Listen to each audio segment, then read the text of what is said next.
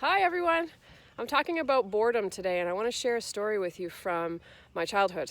Whenever I was young, I was of the strong opinion that boredom was the worst feeling ever. It was the worst feeling ever.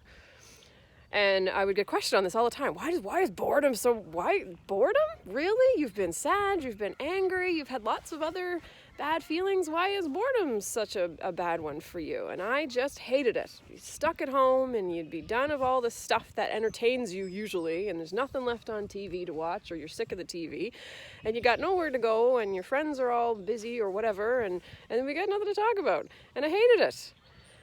And I think boredom would be a wonderful thing at this point in my life. I haven't really had the opportunity to be bored lately, but back then, it taught me something back then about what boredom actually meant to me at that time.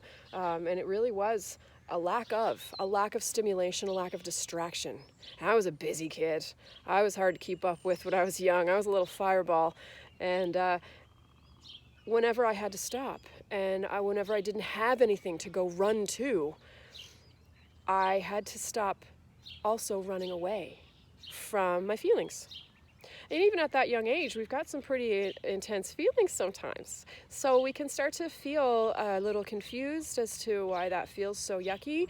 But really it is a matter of processing our life experience, because if we are running and running and running and running and going and running, we're running to things, but we're also running from things.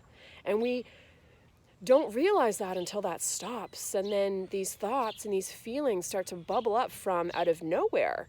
And then our thoughts go to all these little things that are easy to stress about or fret about or get angry about or get sad about.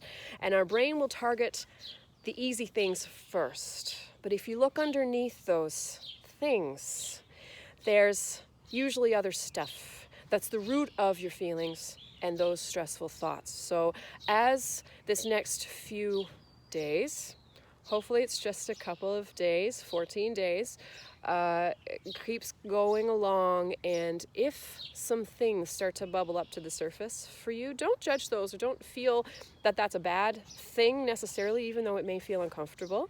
You can always, if you're a patient of mine, you can absolutely book an appointment with me, and we can talk about it. We've got the videos, we've got the phone calls, so I can help you understand the brain and all its very complex ways that it handles life.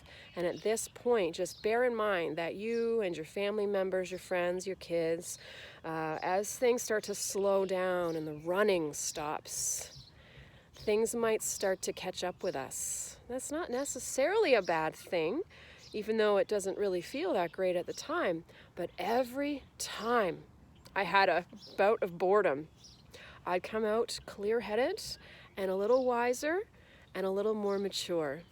Oh, somebody's here to say hello. Hey, mister. Yes. Hey, mister. Thanks for coming to say hi. If you have any questions about this, if you'd like to talk about this and you are one of my patients, you absolutely can do that. We can book something. Just call the clinic. And if you're not one of my patients, you're going to have to wait 2 weeks until you can see me in person. But go read about it, go think about it, and certainly don't be judging yourself for any of this process that might be happening that seems a little out of the norm for you. Just embrace it if you can, roll with it if you can. Go out in nature.